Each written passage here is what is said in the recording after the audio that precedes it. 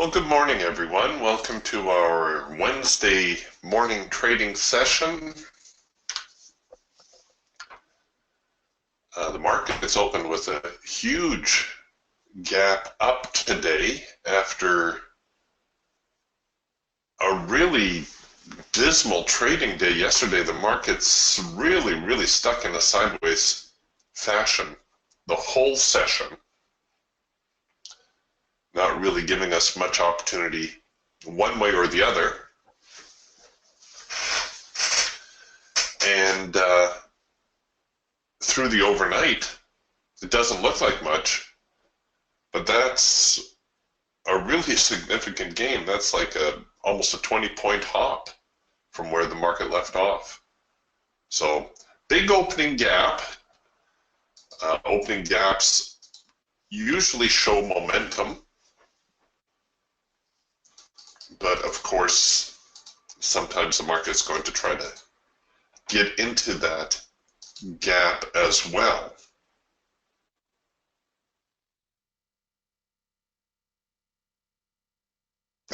Yeah, Aspen says, lucky I was away and not trading yesterday. Yeah, you're right. It was not a fun day to trade.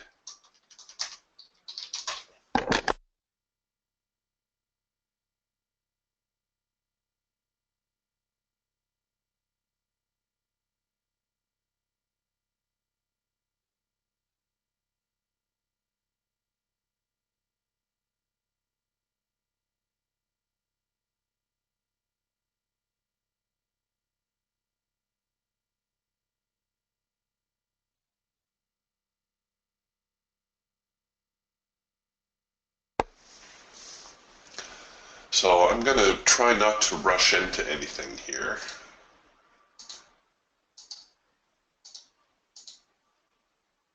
Typically, I like to let the market trade for, well, 10, 15 minutes.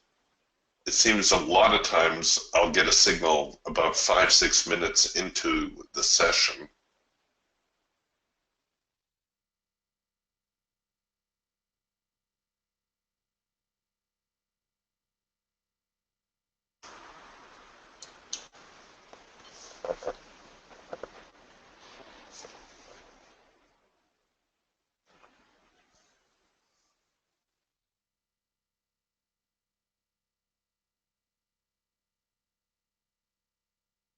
Thanks, Aspen. Aspen says we got a couple reports today, Chicago PMI and pending home sales.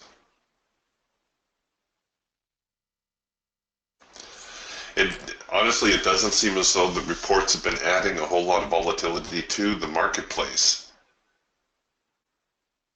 It's been a very slow grind higher.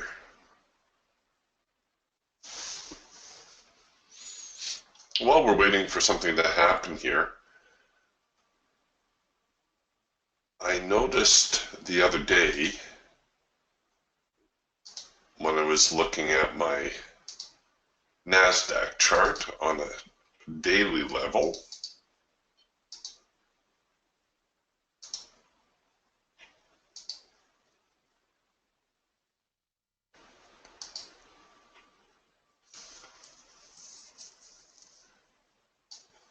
all right, so here's the NASDAQ.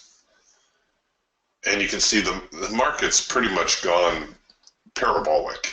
It is just screaming higher. We had 1 day correction here, 1 day correction here. Other than that, you just buy anything.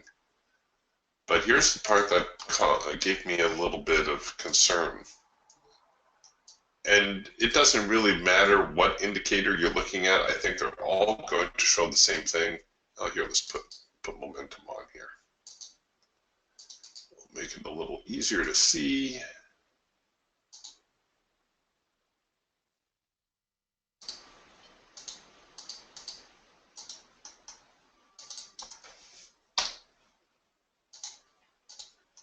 Okay.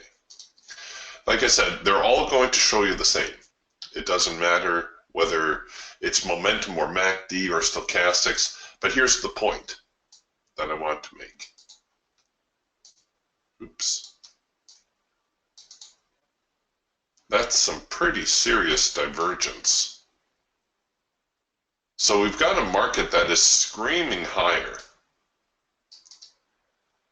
and yet the momentum is tapering off. And like I said, it's not going to matter whether you're looking at MACD or RSI or stochastics. They're all going to start showing you the same thing. I thought that was kind of interesting. Now, we have had a divergence before, and you can see it really didn't do much. A little bit of a reset right through here before the market just picked up where it left off. But it makes you wonder whether this time around we'll see a more significant retrace.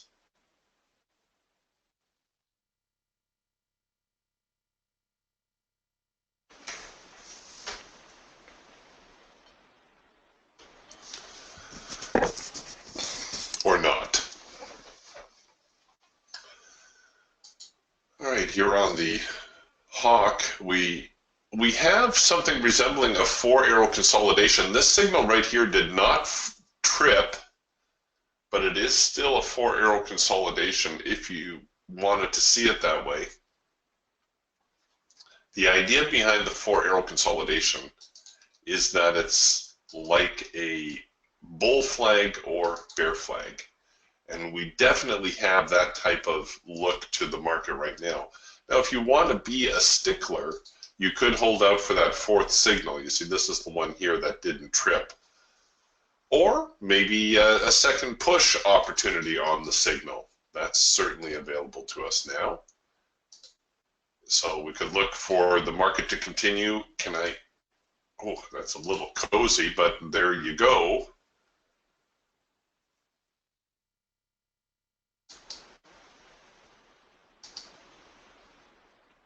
The Falcon already a little bit more bearish.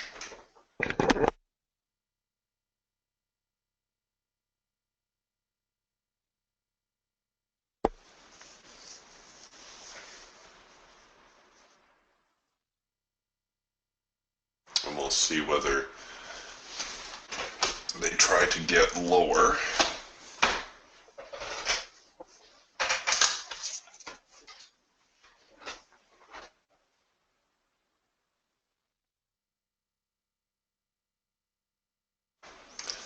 And now the Hawk into red bars, so we might be producing a red bar buy signal here as well.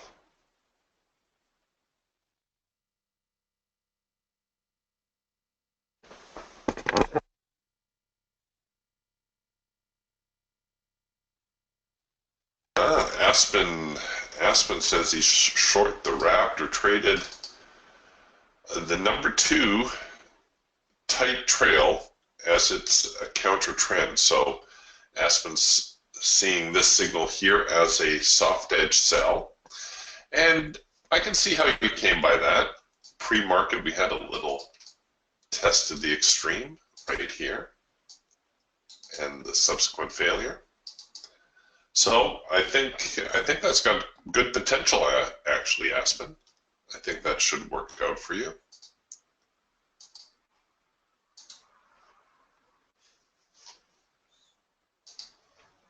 And I think I will also cancel my Hawk trade as we're drifting a little bit deeper.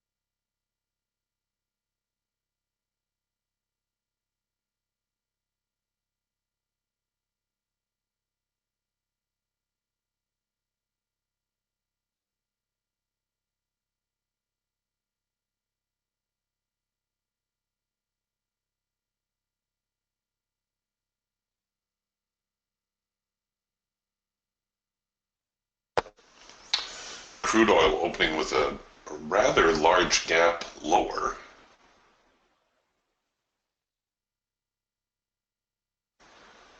And the euro kind of sideways for about the last couple hours, so not too much going on in either of those markets just yet.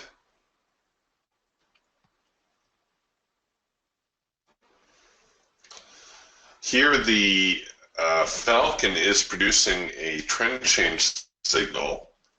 Not a real good test of the extreme yet. So if you're looking to take this short, you probably want to do something like what Aspen is doing and run a relatively tight stop. Now, the only good thing about counter trend trades is you always know where to cover the position, right? You cover it above the swing high, because if it trades back above there, well, then you can be pretty sure you were on the wrong side of that equation.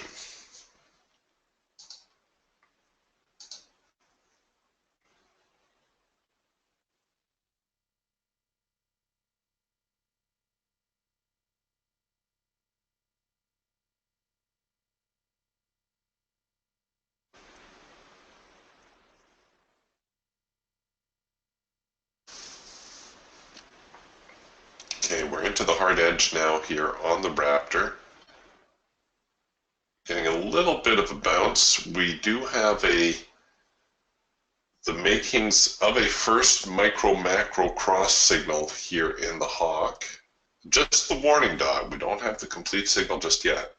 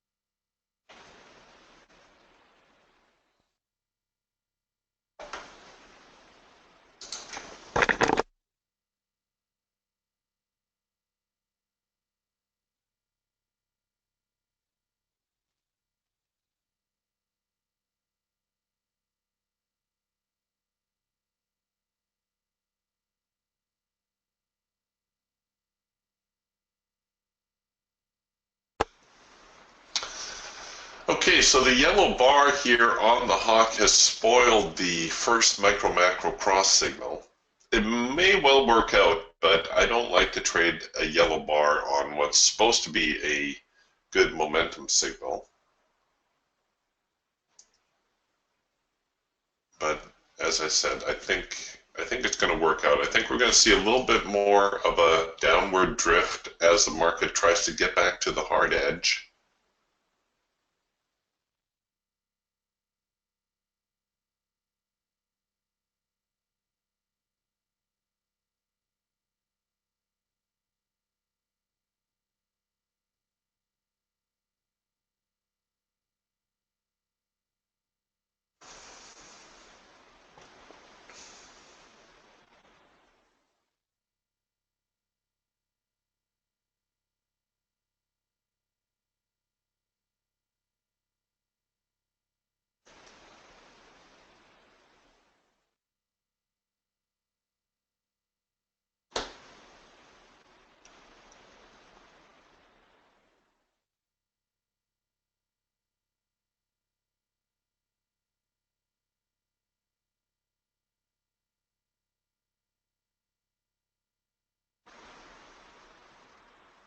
Okay, so what I'm seeing now is we're kind of holding the hard edge here for the moment. Haven't really seen a bigger test of the extreme this morning.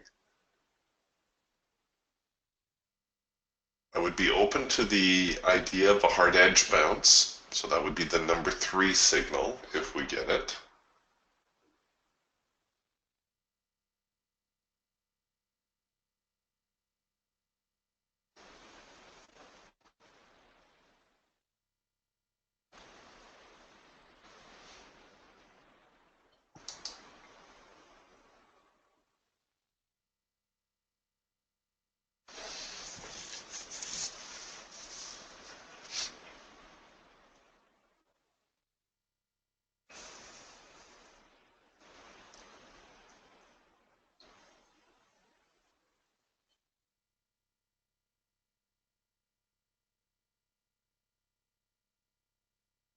This is the market trying to move into the opening gap.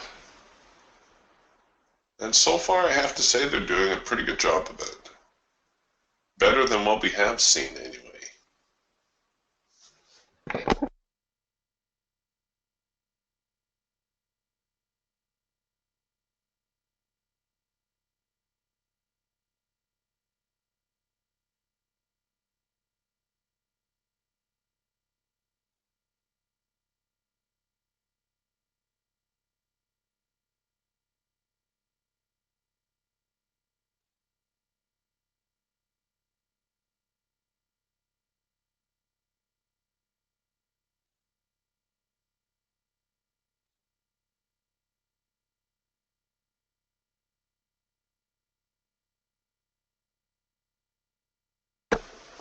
Watching the Geiger counter here, and you see how it's pulling to the short side all the time. So that's suggesting that prices might dip lower for the short term here.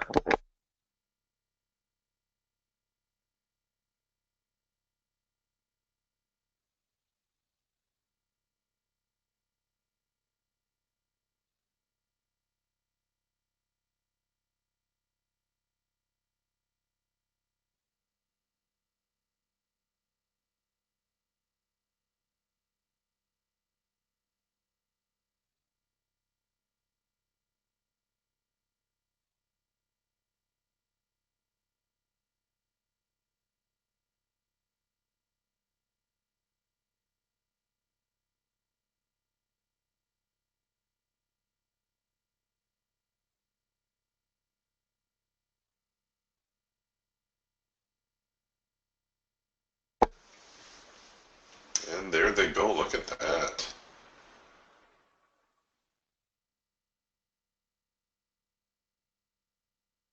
So they're just about to reach the hard edge. Getting down here into the primary resistance area, 5802, we know that was a really tough number for us yesterday. Lots of resistance yesterday around 5802. Oh, not today. They walked through that like it wasn't even there.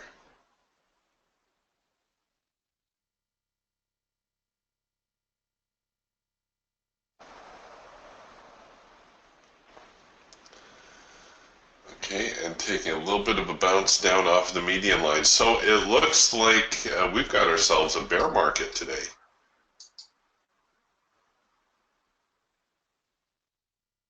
And good for you, Aspen, for grabbing that trade early. Nicely done.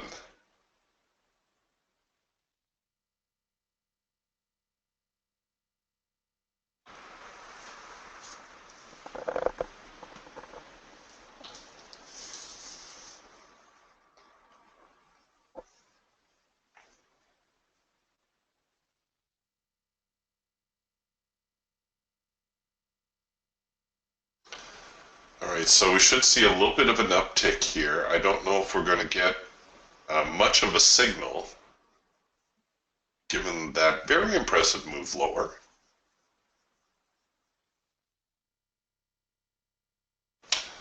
Yeah, Ryman says the gap was filled. It certainly was.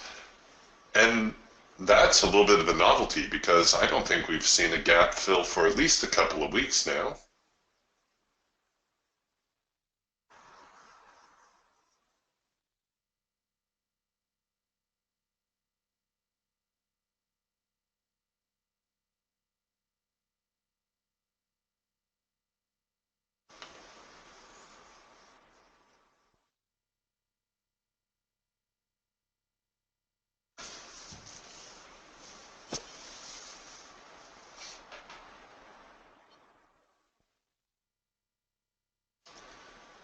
Sellers still putting on the pressure here.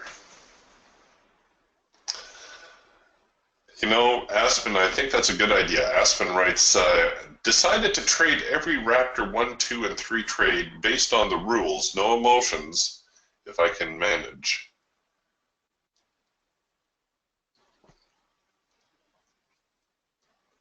Of course, trading without emotions is always easier said than done. But we do have a tendency to overthink things, don't we?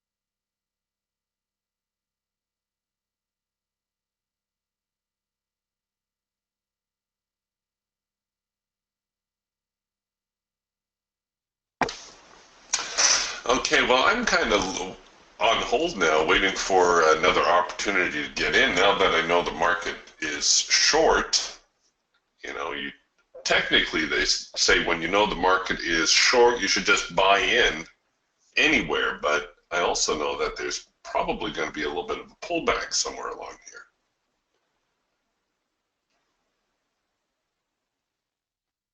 here. And I wish I could say I've never sold the market only to watch it retrace against me. And had I waited a little bit, I could have got a better entry. And I wish I could never say, waiting for a pullback, the market never gave me one, and just went screaming on without me.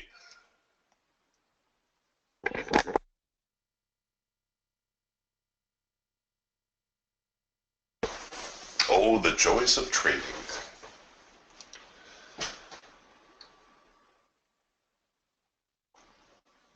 Okay, we're trading around the 57.90 area. That was pretty close to the bottom end of yesterday's trading range, if I remember right.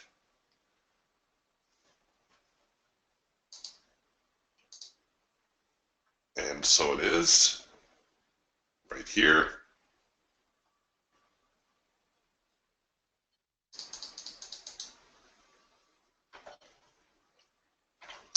See, Trade Forecaster in trend mode. So we're getting a little bit follow through, not as much in the way of pullbacks.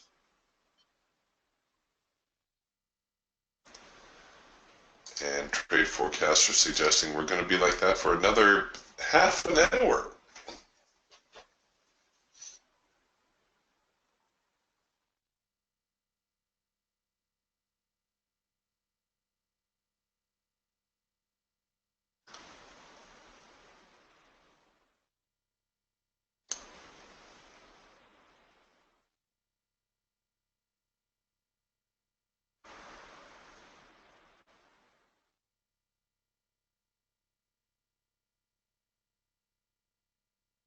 Well done, Aspen. Aspen says I'm out with $250. Well done.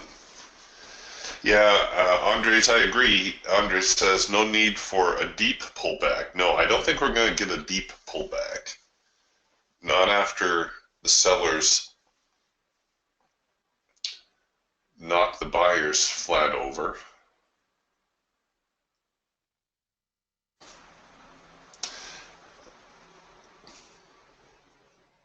And like I say, the thing with these runaway markets is the theory says just short it anywhere, just get in short.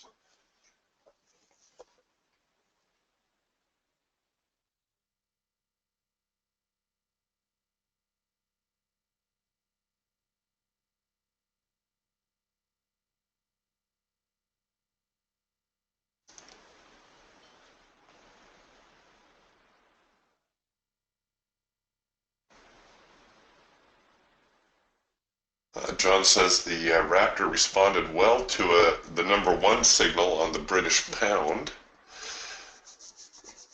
The signals are, they are meant to be high probability signals. And maybe the next slow day, Tony's asking here, regarding Aspen's statement about just following the signals. Let us know how that works out. The next slow data we have, I'll run the profit finder on just the high probability signals, and we'll see. You can see for yourself what kind of trading stats they generate.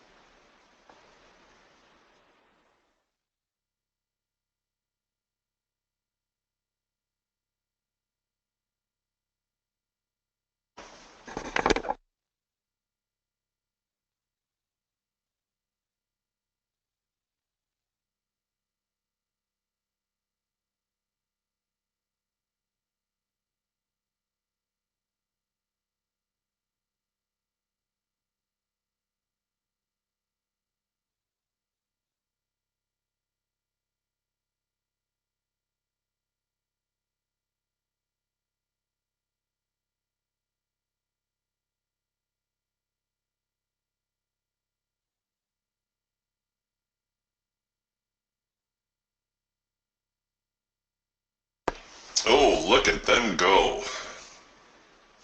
Well, here we've finally got the cloud crossover signal. Speaking of high probability signals, here's the cloud crossover signal on the Raptor.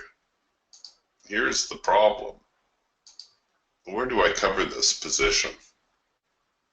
Do you want to know the right place to cover it? It's way up here. But Trade Manager says, no, sorry, Eric, can't afford that one.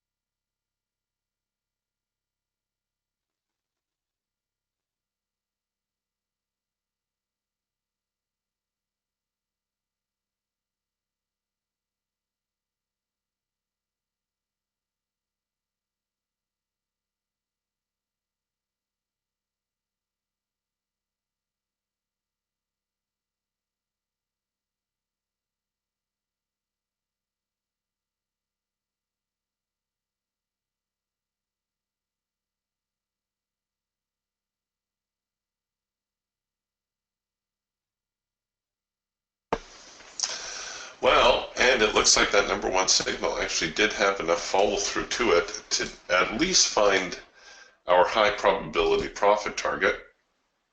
So I suppose I could have maybe risked it back to the median line. Ah, well done, John. John says the British pound stalled at the next resistance line where I took my profit. Well done.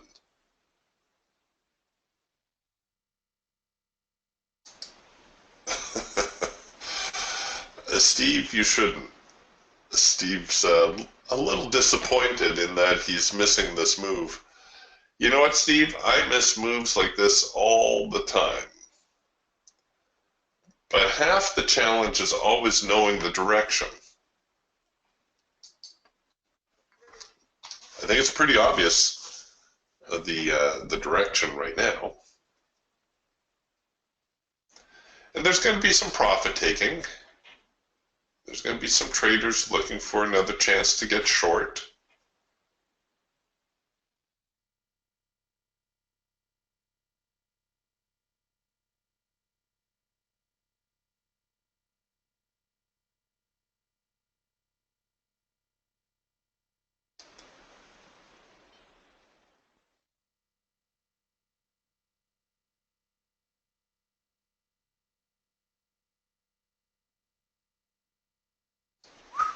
Look at this go.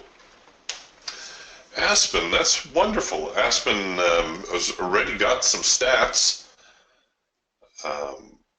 He writes, based on May, I had 14 wins and 5 losing days, 3 no play days. Max loss of 358 and change on May 3rd, and max win of 760 on May 17th. Net just over $2,300 for the month. Well done, Aspen. That's fantastic.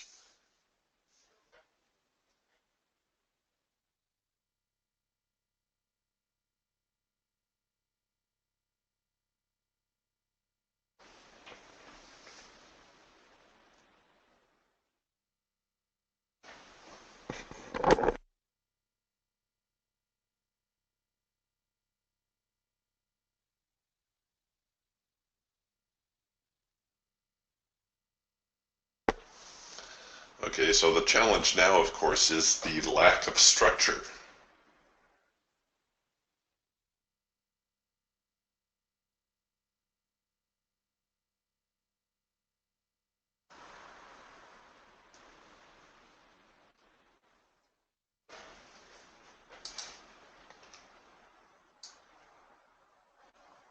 We've got a market that is pretty much in free fall.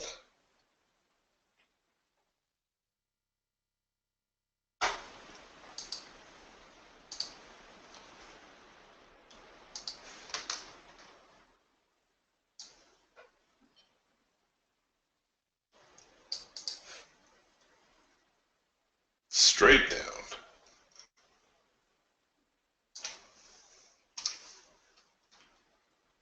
Perhaps I should adjust this slightly like so.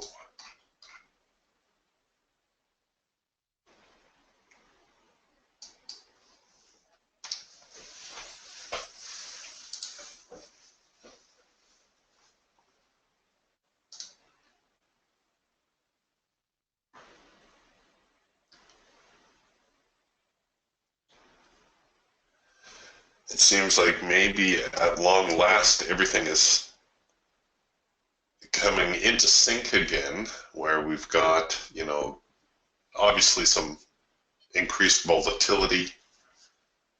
The trade forecaster is firing correctly. Look at our average range. We just blew it out of the water. Doubled yesterday's range, doubled the 5-day range, nearly doubled the 10-day range. And won't take much to hit the double the 30-day range either.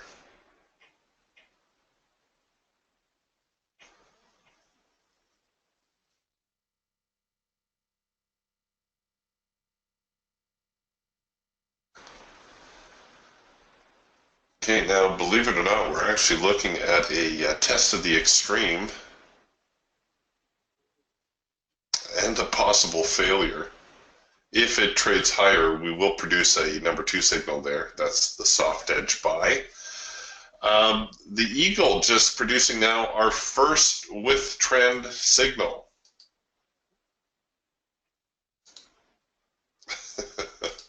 Where in the world am I going to cover this? Oh my gosh, this is bizarre. As much as I want to sell this, where do I cover the trade? The macro pullback signal here was good enough for a scalp, as the NASDAQ continues to trade sideways temporarily.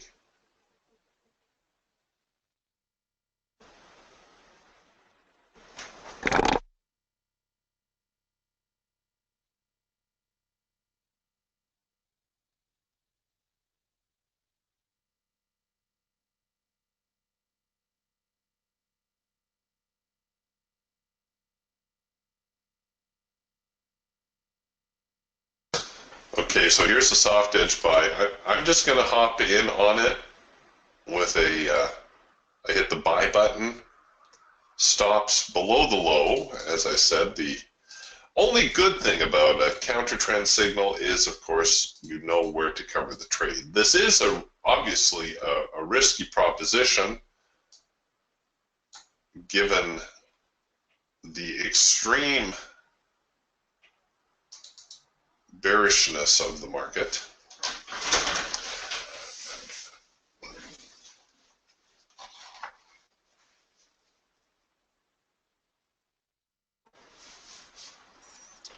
Interesting side note here. Aspen says in his trading, the number 3 signal gave him the largest profit.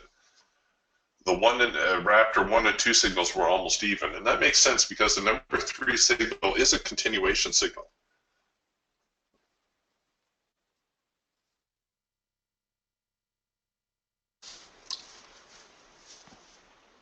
Whereas the number 2 signal obviously is counter trend. And the number 1 signal usually emerging at the beginning of a trend.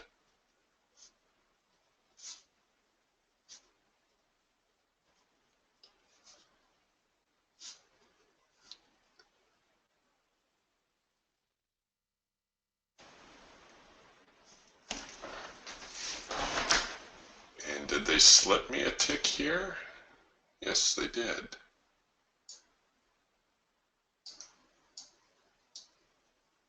Oops.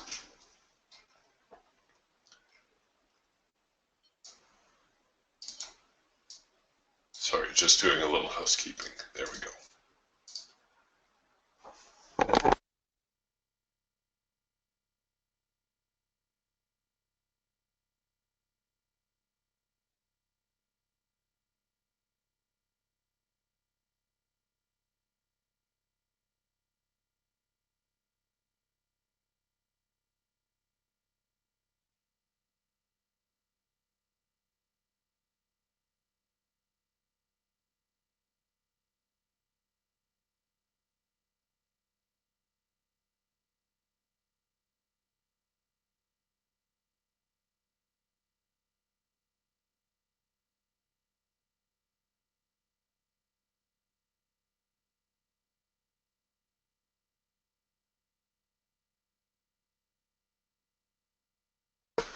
So really all I'm looking for here is a little bit of profit taking and an opportunity to perhaps catch a little bit of a retrace as buyers try to run the market up, maybe.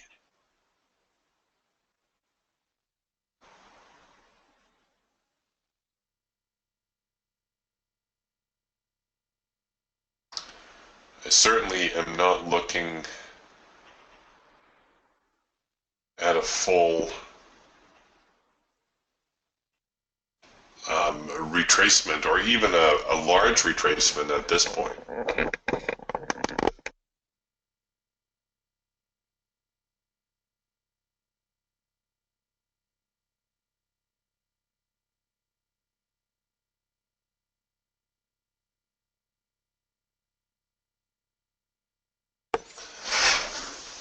Aspen's asking, why did we get the number 1 signal here on the Raptor today? Well, that's when the clouds crossed over. Technically, the complete cloud crossover occurred right here. Here's all the pullback the buyers could muster, and then the market came back. That's the number 1 signal. So the 2 components to the number 1 signal is the clouds cross, and we get a pullback into the cloud, and then the cloud supporting that new direction. The number 2 signal, which is the counter trend signal, in this case the soft edge buy, 2 components. Before you can have a counter trend, you have to have a trend. And then you need to see a test of the extreme. In this case, the extreme is the low, and then, of course, the failure, suggesting that the market's going to try to head higher.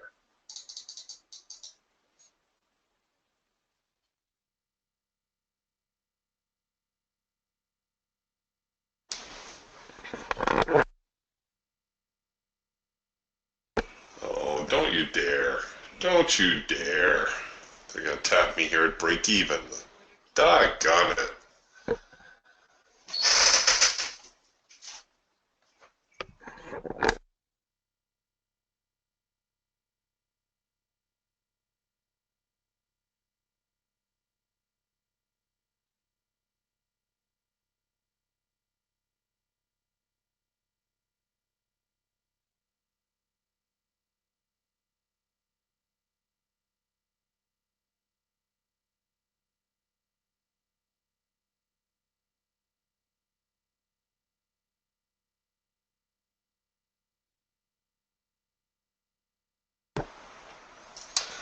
All right, well, anticipate a little bit more of an upward drift. Don't get too excited about buying, however. This is very likely going to fail and send the market lower again.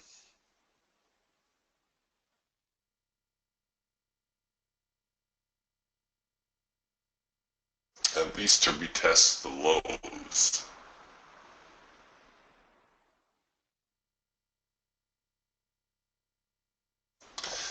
Oh, that's interesting. Observation here from Aspen. Aspen says, I avoid the Raptor 2 counter trend signal if it's below the hard edge. Gives me better odds. He says those are my rules. So I guess, Aspen, you would be more interested in this number 2 signal that's printing right here. This guy instead of this guy.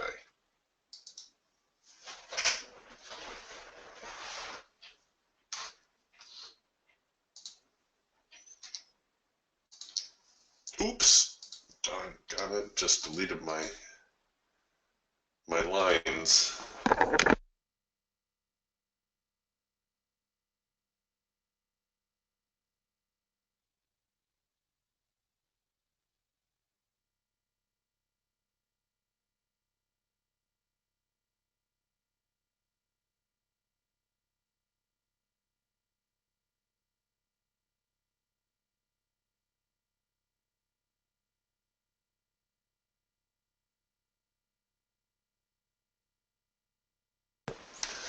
So we're getting yet another counter trend signal. I'm going to buy into this one. I'm going to test Aspen's theory here about buying the soft edge buy signal when it's above the hard edge. Oh, Aspen says he's long already too. All right, well, let's see how this works out. So I'm going to hold my stop down here below the swing low.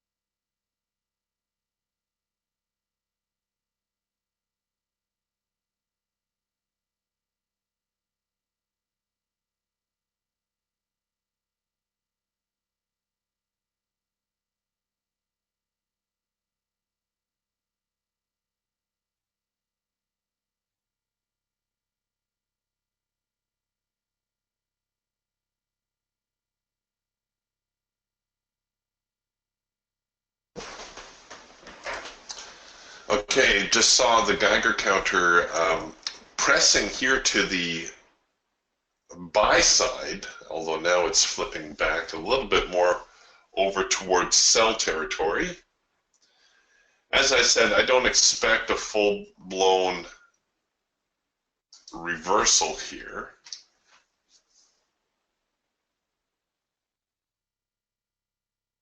but a little bit of a retrace would be nice.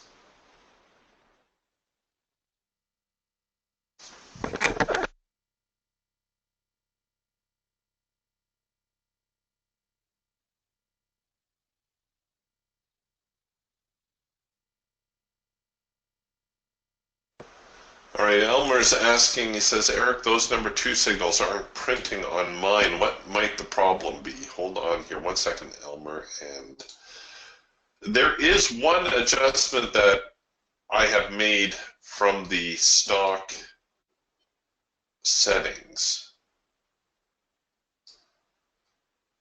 So if we go here, so go to your indicator window, find your Raptor tool, and pull down here about halfway. You're going to find a couple settings. The signal parameters SE, that stands for soft edge. The default settings are 1.01. I've changed my defaults to 1.25.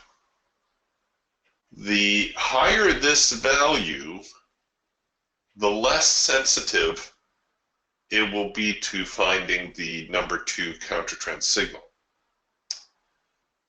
So in other words, if I dialed this up even higher, say to 1.5 or 1.75 or 2.0 or whatever, I will get more and more countertrend signals.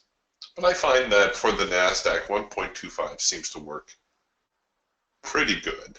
Well, actually, I've left that as my default for all my Raptor tools.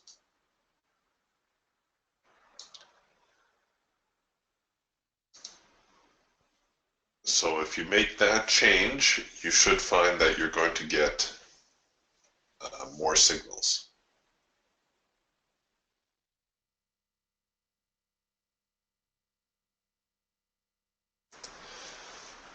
The thing about the new Raptor, of course, is it is a lot more tweakable than the old Raptor.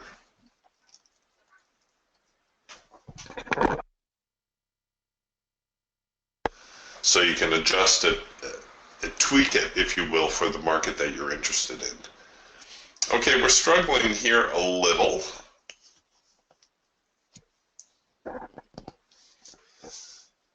We'll see now how they perform.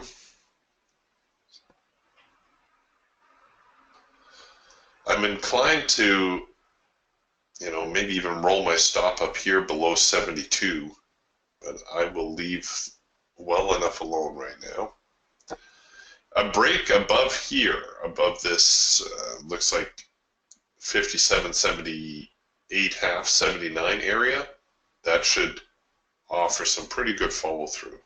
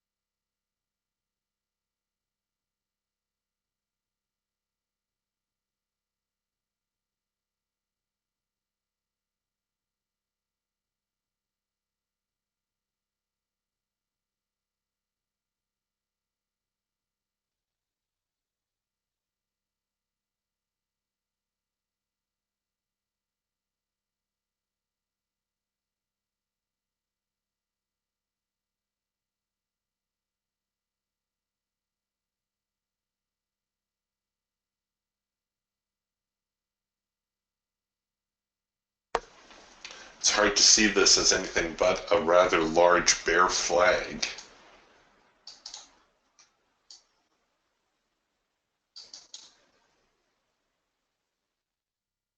And with the breakout below the low, of course, causing a resumption of the downtrend.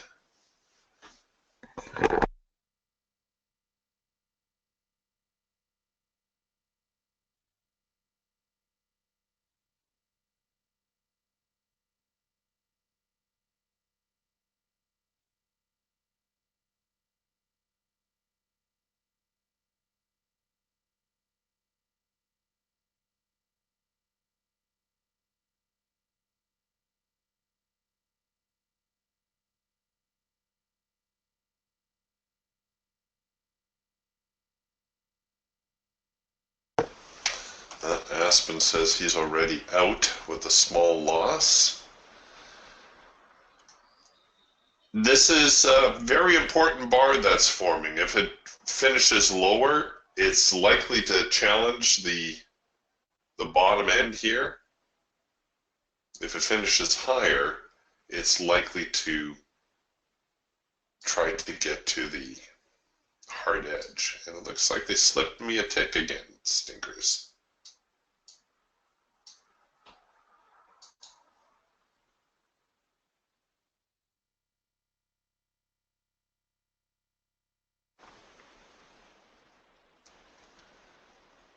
Come on, you can do it. Get up there. So the high of this bar, 78 half, 57, 78 half.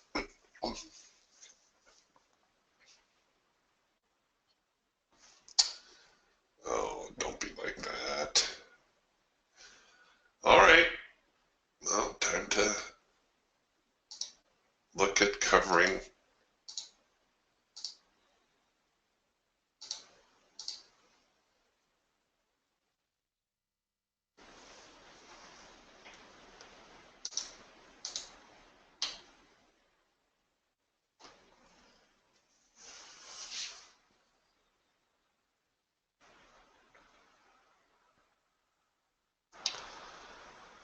So we're seeing a little bit of buying now off the trendline support. This is what buyers will be looking at. They're going to be looking at this zone as an opportunity to buy.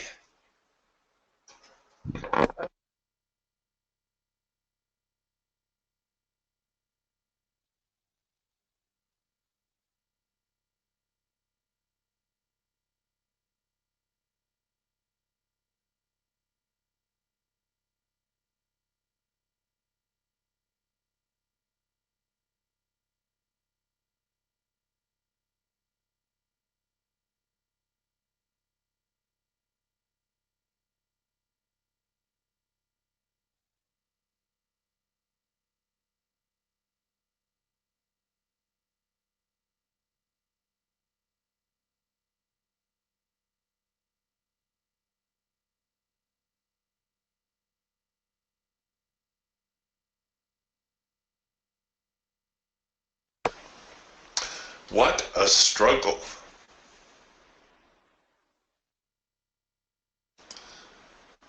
Wow.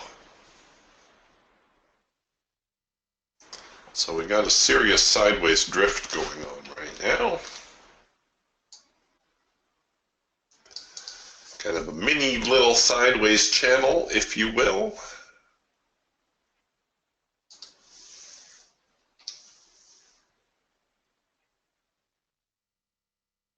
Andre says, I just got a number 3 short signal on the NASDAQ, but you don't have it. No, I don't. That's kind of odd that you were generating a sell signal already.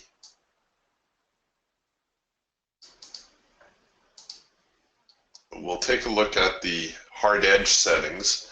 I haven't made any changes to the hard edge settings, but we'll just review my settings after this trade.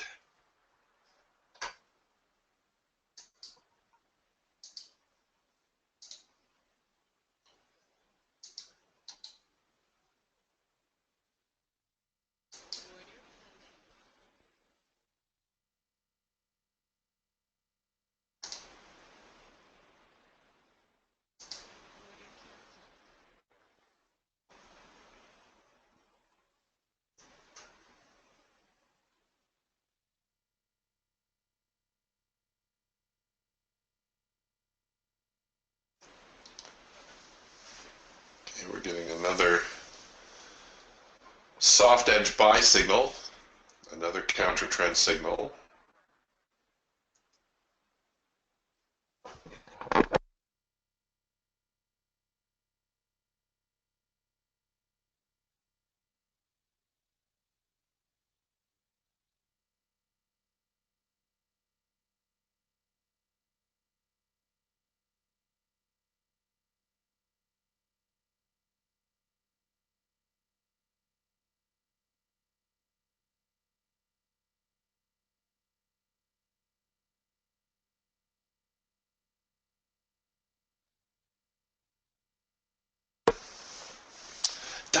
Doggone it. Sellers just insanely strong today. Yeah, we broke the high by a tick. Oh no, sorry. Hit this little swing high on the number.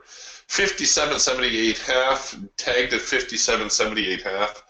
Took a little bit of a bump to the downside. Really, really need to see a trade above there. I love this, what Aspen writes. And you know what? This is a lesson that each and every one of us have to learn. Aspen writes, one thing I learned in my years of trading is you can only wish it will happen, but the market does what the market wants to do. Make peace with this, and I'm a happy camper now, though my ego is badly bruised. It's so true. It is so true.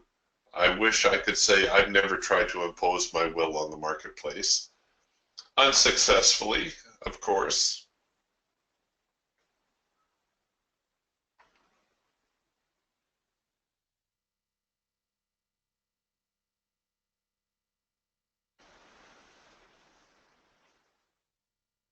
Trading is a lot like gambling in the respect that we don't know what's really going to happen next, right? For every trader that thinks the market's going to go up, there's a trader that thinks the market's going to go down. So instead of being in a casino and saying, I'll bet on red or I'll bet on black, here the broker is your bookie and he takes the other side of your bet. Ah, Aspen reading some of Mark Douglas's work. He says, Mark Douglas explains this so well. Which book in particular did you like, Aspen? I know Mark's got a few out there, and they're all very good. Mark Douglas, if you're looking for some trading-related reading, I can recommend his writings. A very good writer, because he goes to the source. He does a lot of compilation type work where he will go talk to traders and ask them. Oh, nice. I didn't realize he had a YouTube channel. Aspen says he listens to his YouTube, Trading in the Zone and Psychology of Trading. Trading in the Zone is one of his books as well. They're just refusing to trade above 57.78 half. And things are going to get a little heavy now.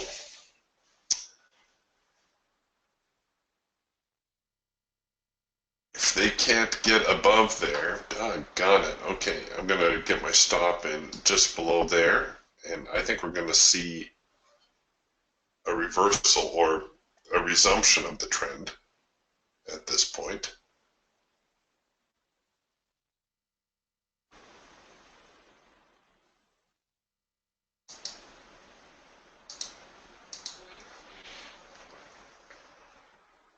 So there's the hard edge sell forming. If I get stopped, I'm just going to reverse the signal here. So I'm going to get ready to reverse.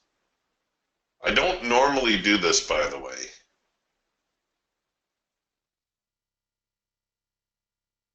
And I should have a better stop in play.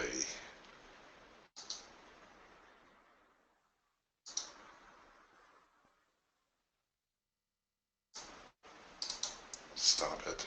Stop it.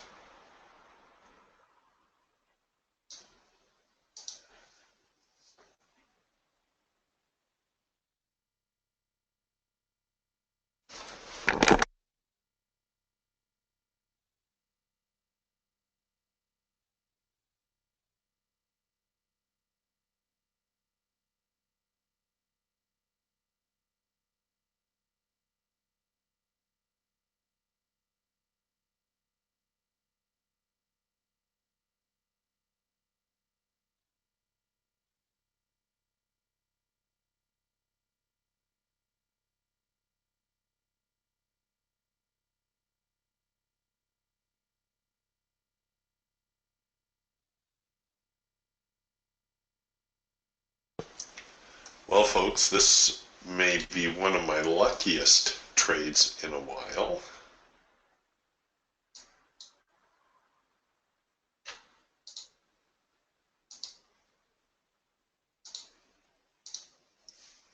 Oh, come on. All right, I hate to do it, but I'm going to have to push the market higher with the mouse. I don't like using this for my own personal gain, but here we are anyway. Pulling out the magic mouse to move the market higher.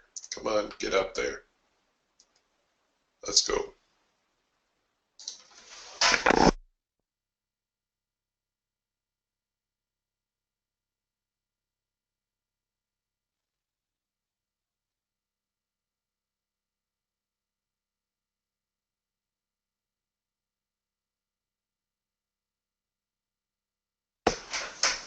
Oh, I think you're probably right here. Floyd writes, I think the market movement is over. Everything else is exhaust, just tiny rallies. Yes, and of course the trend is down. So the aggressive sellers are going to be looking for opportunities to get short, and that means any bar that trades higher, they're going to be looking to sell. I could see a retrace maybe as high as 57.86. I do believe that's a possibility.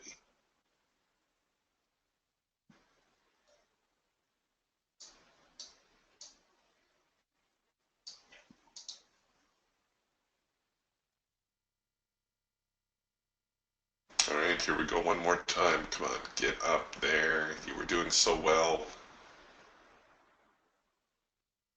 Come on, get going. So if we see a break of 57.78 I think that's going to spark a little bit of buying. We're going to see some sellers take profit. I can imagine there's more than a few stops above this level. Come on, just a little more.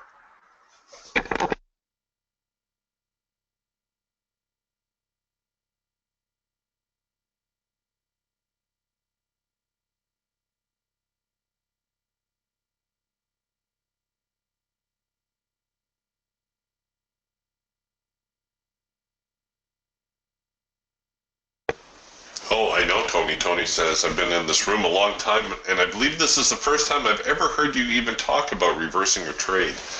I don't like to reverse trades because, well, yesterday would be a perfect example. The market just ends up going sideways, and so to add insult to injury, you reverse your trade and you get stopped out both directions. But in light of the huge downtrend that we have in play today, it just makes sense to entertain any short signal, or seriously entertain any short signal. Obviously, the trade I'm in right now is counter trend, making it that much more difficult. Yeah, Aspen says trade forecaster said we would be in for trend for 30 minutes, and it hit it pretty much right on the button. Right now we are in swing mode and moving into scalp mode in about 12 minutes time, according to trade forecaster. Okay, so here we are. We've hit 57.78 again, and you can tell by the width of this bar that we have some serious volume coming through here right now. There is a lot of activity in this whole price zone, this whole 57.80 price zone. That's going to be a number that's going to be influential, certainly for the rest of today and very likely tomorrow as well.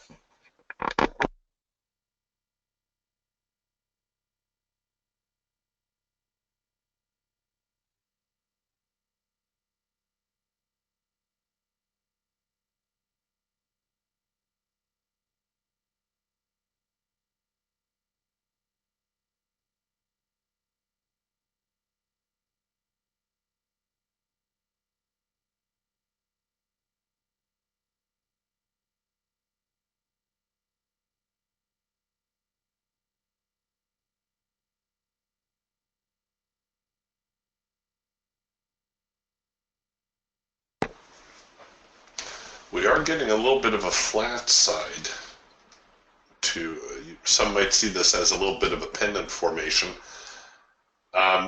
They do tend to break on the flat side. Not always, of course. There are no absolutes in trading, except maybe that it can be absolutely frustrating sometimes.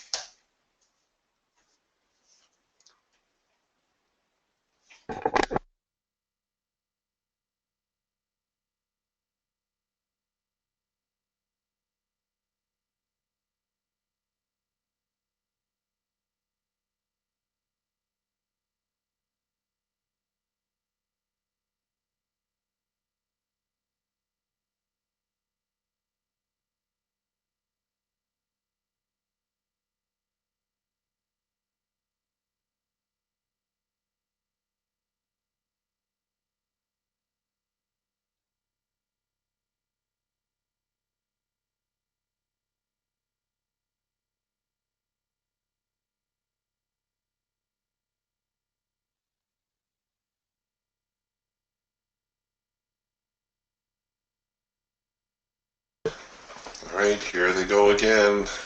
Come on, get up there. There's 57, 77, 78. Come on, come on. Oh, back down to 76 and 3/4. I almost thought they were going to give it that final push.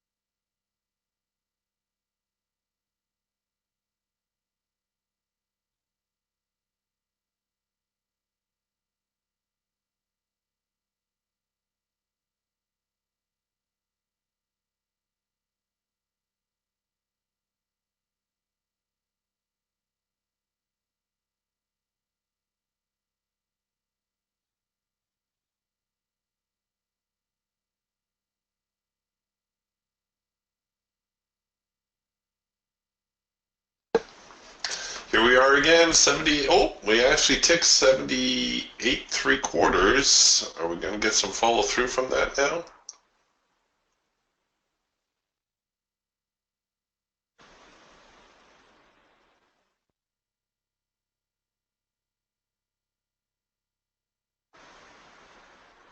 Come on.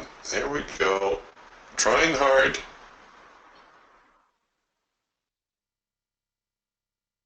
Hit the break even.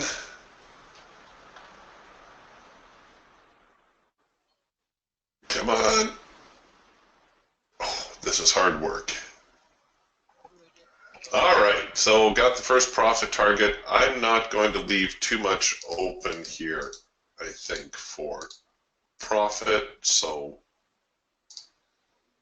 we'll run a, or I'm going to run a relatively tight stop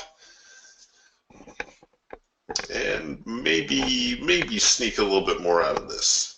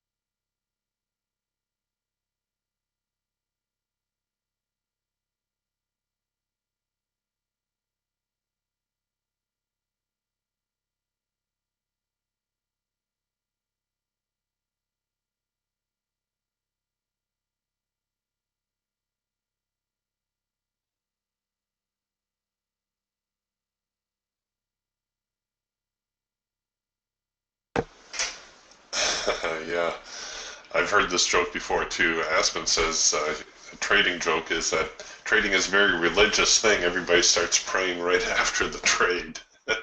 And that is so true.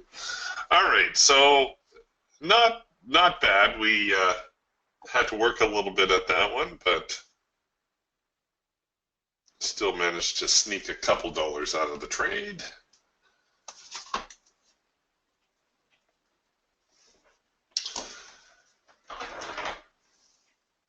All right, now that we have a bias on the day,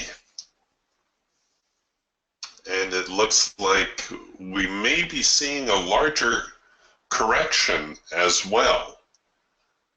We may end up being more bearish for the remainder of the week. We'll see how things unfold. But definitely we do not want to get too bullish on this market. In fact, in hindsight, I would have done better just going all in, all out on the trade. Well, Aspen says, I'm out now, 2 wins, 2 losses, took a small profit of $95. Ryman out with 122. Nicely done. It's, like I said, it's not easy to do a counter trend trade in a market that is so obviously bearish.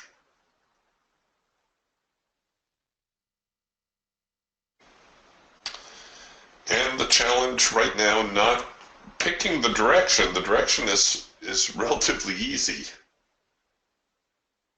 but covering the trade, being able to hang in long enough to realize a profit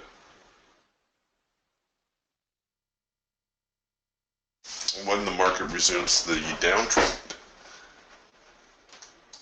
And unfortunately right now that means,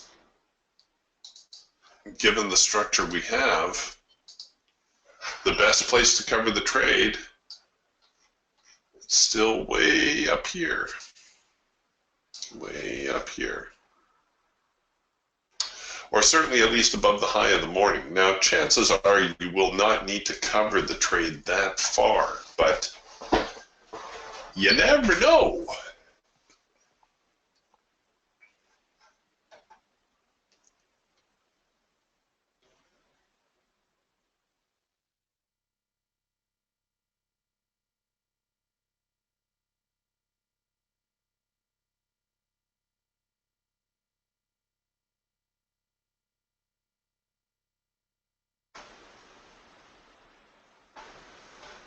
We may be waiting for another signal here to sell. We're into the hard edge now on the Eagle as well as the Raptor. So when we encounter the hard edge, we should anticipate a reaction.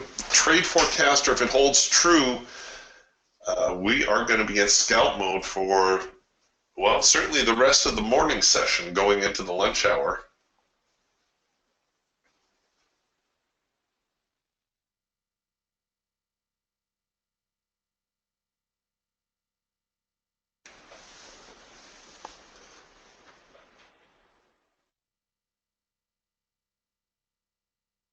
Oh, right. Yes, Andres, thanks for reminding me here. I'm going to take a look at the hard edge parameters. So, as you can see, I haven't really made any changes. The default sizes, the 12 and the 8 brick cloud, the 6 brick hawk, and then here on the hard edge settings, trend confirmation is set at false.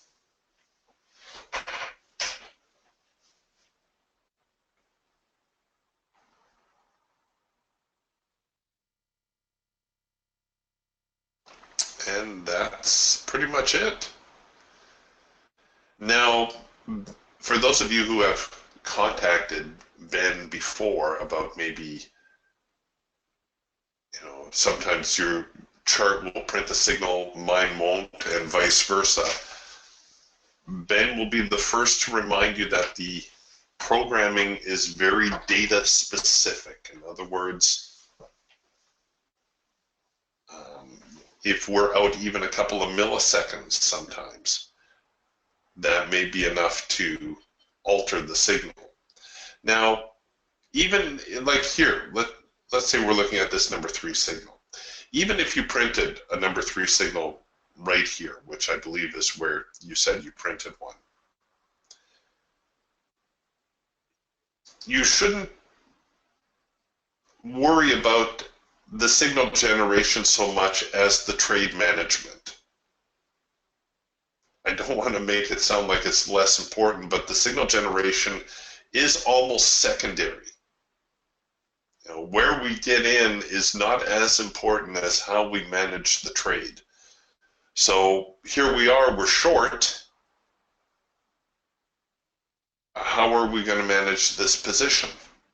Right? We don't want to put our stops right here. That's obviously too tight. The hard edge, okay, maybe there. As I already mentioned, the high of the morning is really the correct place to put the stop, but that's going to put it out of reach for practically everybody. Yesterday we had some support, I think around the 57, what did I say, 57.90 was the low. So you could use the primary resistance. You could use the median line. My point is that all these things are going to be more important than actually your entry. The market is in a downtrend today. If you happen to short early, like you happen to get this number 3 signal, that's not a big deal. Even though the market is currently pulling away against your position, the bigger problem would be, where am I going to cover this thing? Now, not having a good place to cover the trade, you can see, at least for my account, if I tried to short and cover up there, Trade Manager says, no, forget about it. It ain't gonna happen.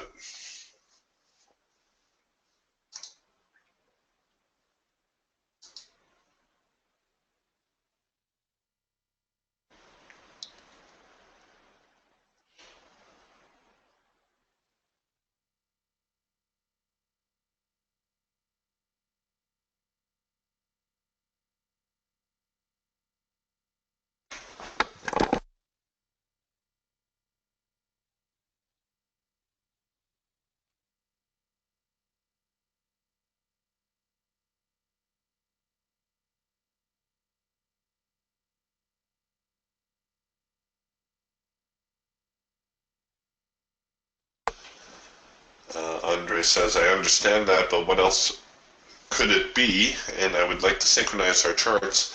Well, why don't you try, well, here, I'll try refreshing mine, and you can try refreshing yours. So go right-click on your chart, and you're going to reload.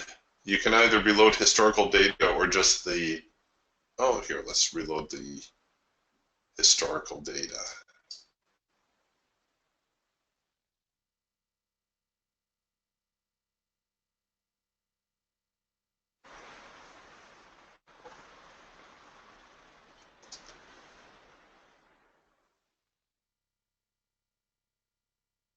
And you can refresh your Ninja as well.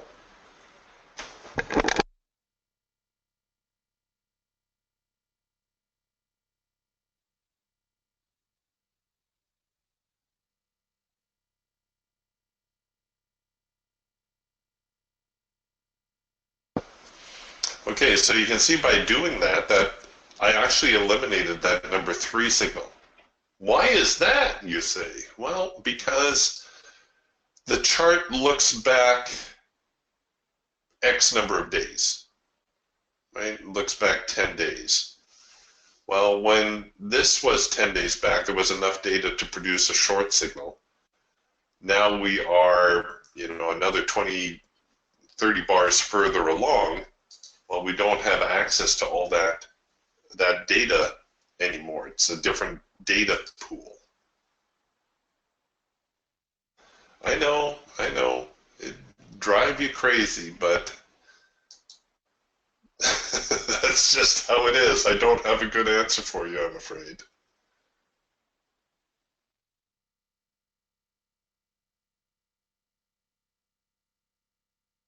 Yeah, you see here, Aspen writes, Eric, mine synced with yours the next trading day. Ben told me that NinjaTrader takes time to reset the historical day, usually next trading day after the close. Yeah, see, Andre says now our charts are the same. See, it's not you, it's me.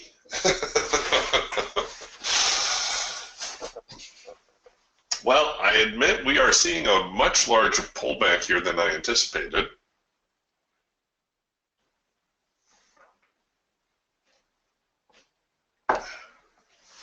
Okay, I'm getting a few people commenting about charts not always syncing up and stuff. Honestly, folks, you don't need to panic about this. If it was an important thing, I would let you know and we would resolve the issue. If, for whatever reason, our charts look slightly different, please don't panic. It's you're still going to generate the signals, and like I said, there's more to the trading than just the signal. We want to make sure, like for instance here with the soft edge buy signal, right? Even if the soft edge buy signal did not print here, you should still recognize it that, hey, we've got a trend, we've got a failure to continue the trend, the market's likely to go the other way. We've got the market changing direction, clouds are crossing. I know, it's a teeny tiny pullback, but it's still a pullback. We have our cloud crossover signal. The market is, well, it's not really trending, but we're going to pretend it's in a trend. It comes down, it hits the hard edge, it comes out, it produces a signal. That's a continuation signal. So getting into the trade is only half the battle. The other important parts, of course, are covering the position and not risking more than you can afford. If you can accomplish those 3 things, you'll be fine.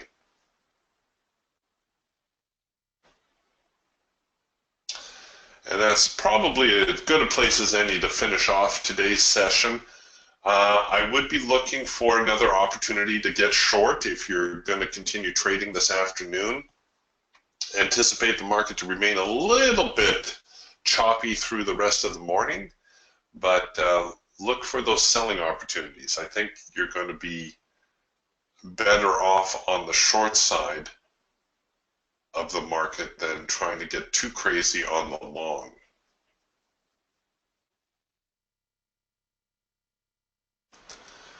All right. Andre says, I got a big difference in the support and resistance lines. Okay, so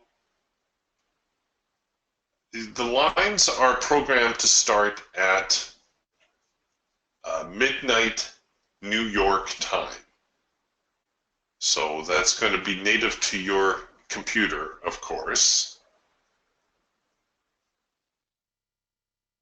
There's really no settings to make here unless your computer is not, if for whatever reason you have it set to a different time zone, you may need to offset the time to adjust for that.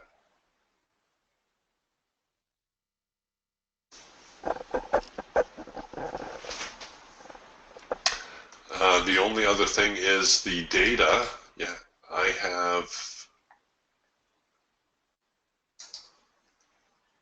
have 10 days of data, which I believe is the minimum.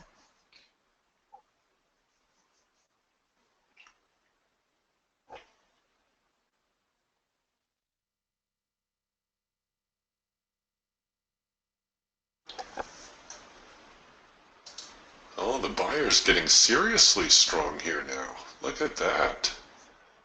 Big rally up.